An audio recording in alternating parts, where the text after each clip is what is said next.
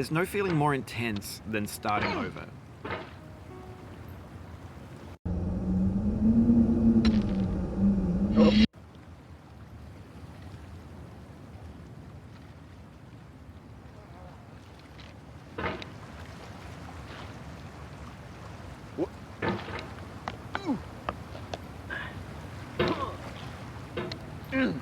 There's no feeling more intense than starting over.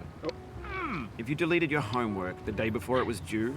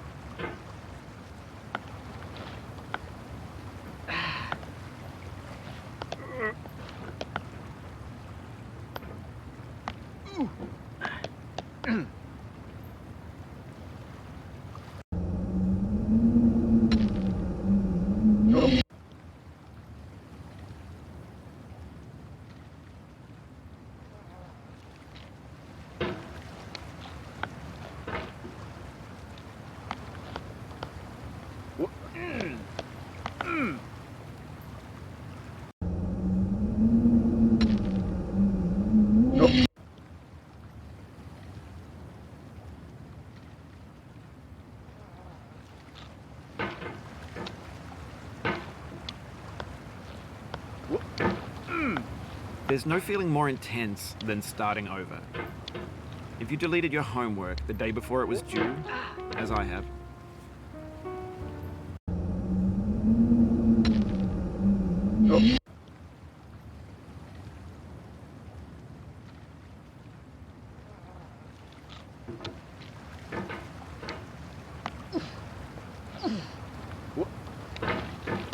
there's no feeling more intense than starting over. If you deleted your homework the day before it was due, as I have, or if you left your wallet at home.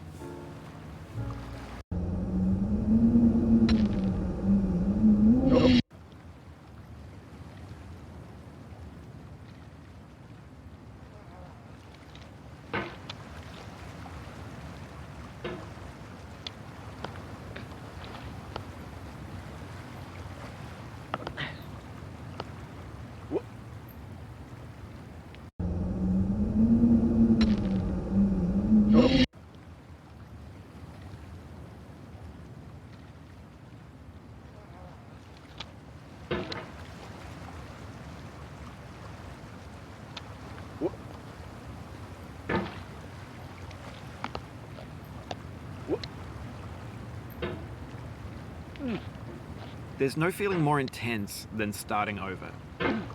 If you deleted your homework the day before it was due, as I have, or if you left your wallet at home.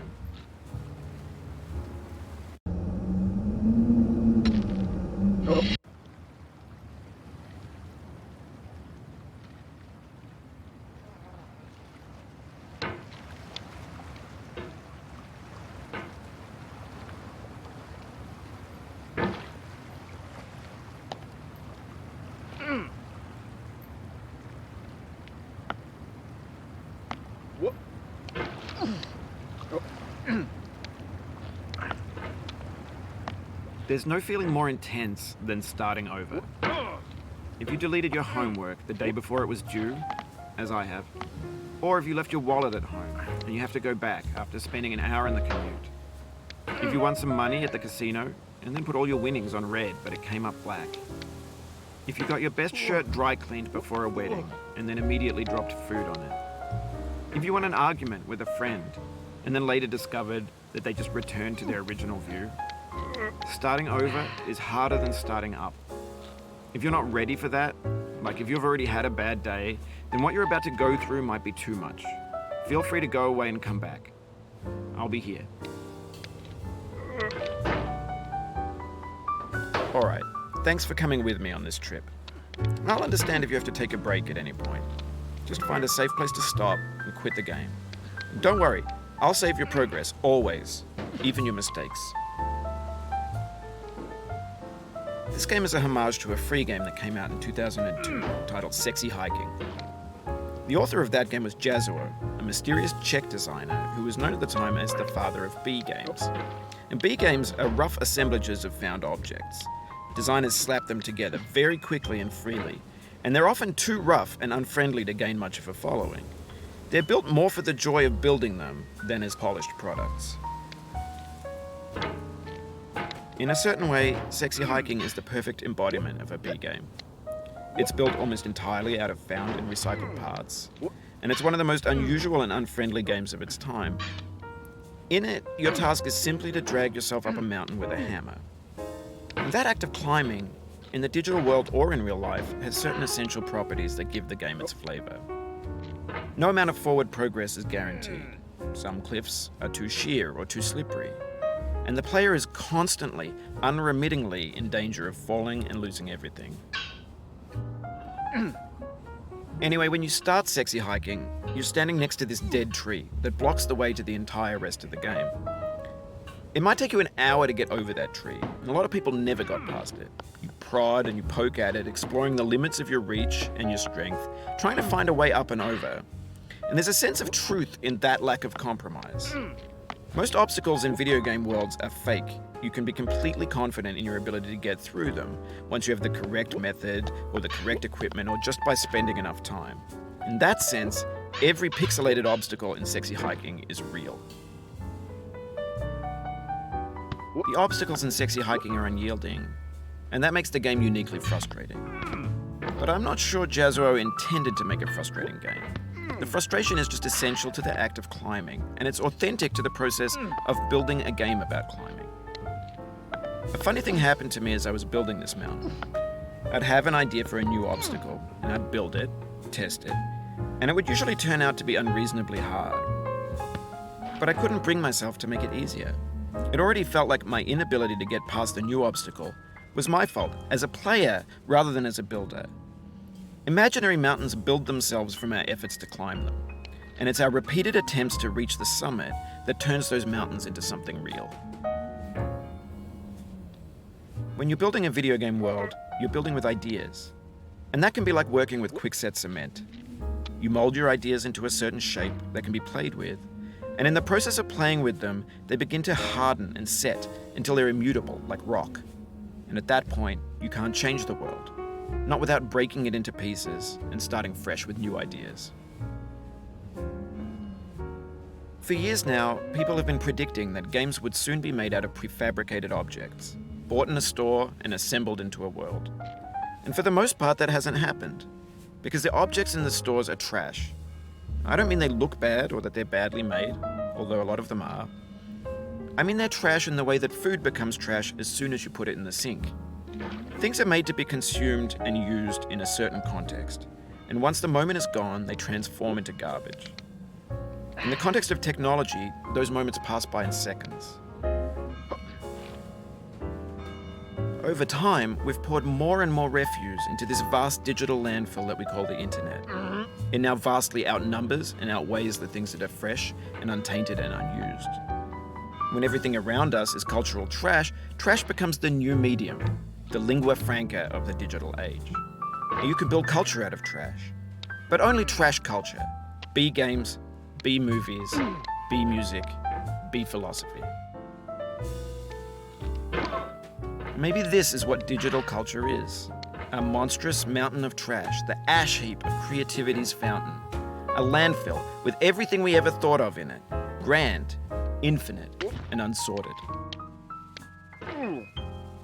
There's 3D models of breakfast, Gen X's fanfic novels, Scan magazines, green screen Shia LaBeouf, banned snuff scenes on LiveLeak.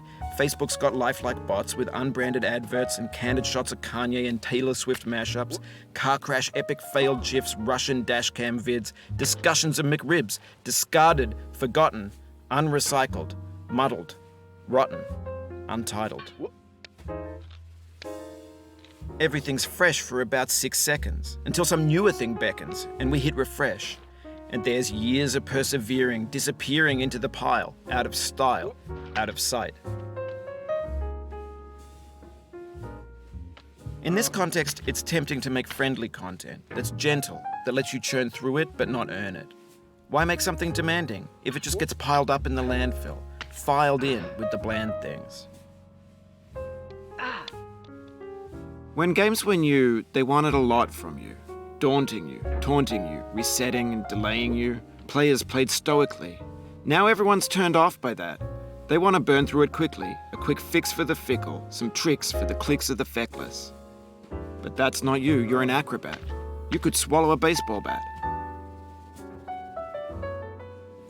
Now I know, most likely you're watching this on YouTube or Twitch, while some dude with 10 million views does it for you, like a baby bird being fed chewed up food. That's culture too. But on the off chance that you're playing this, what I'm saying is, trash is disposable, but maybe it doesn't have to be approachable.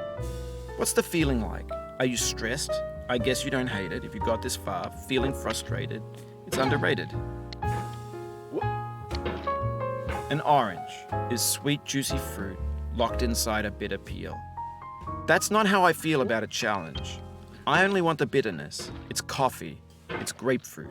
It's licorice. It feels like we're closer now. Composer and climber, designer and user. You could have refused, but you didn't. There was something in you that was hidden, that chose to continue. It means a lot to me that you've come this far, endured this much. Every wisecrack, every insensitivity, every setback you've forgiven me is a kingly gift that you've given me.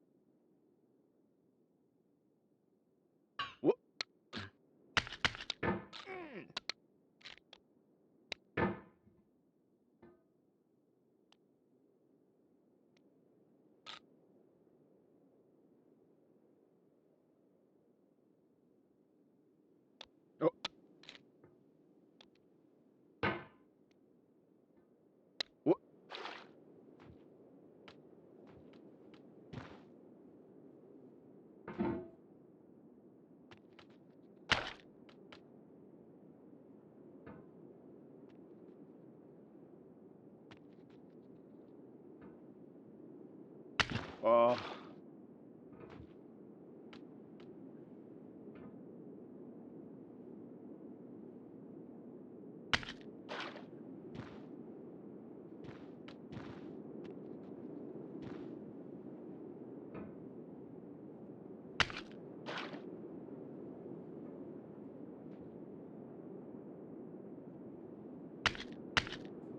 We have the same taste, you and I. It's not ambition. It's ambition's opposite. An obdurate mission to taste defeat. You'll feel bad if you win, so I put this snake in for you.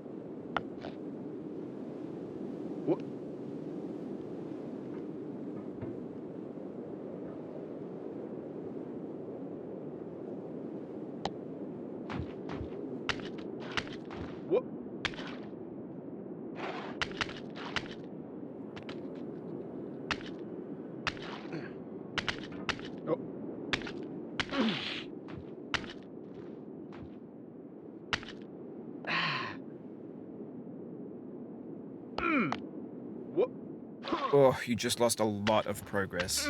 That's a deep frustration, a real punch in the gut.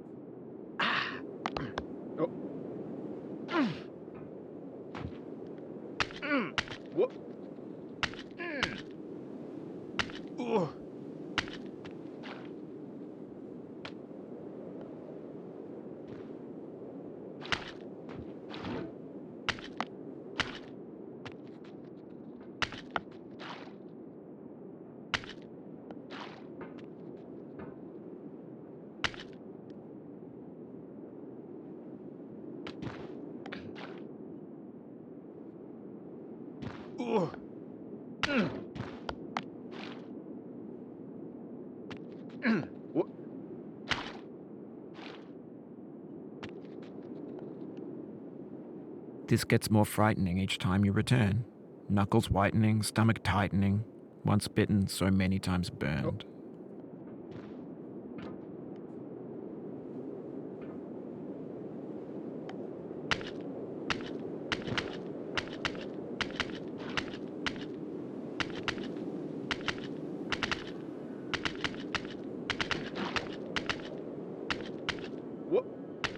Have you thought about who you are in this? Are you the man in the pot, Diogenes? Are you his hand? Are you the top of his hammer? I think not. Where your hand moves, the hammer may not follow, nor the man, nor the man's hand. In this you're his will, his intent, the embodied resolve in his uphill ascent. Now, you've conquered the ice cliff, the platforms, the church, and the rectory, the living room and the factory, the playground, the construction site, the granite rocks, and the lakeside. You've learned to hike. There's no way left to go but up, and in a moment I'll shut up. But let me say, I'm glad you came. I dedicate this game to you, the one who came this far. I give it to you with all my love.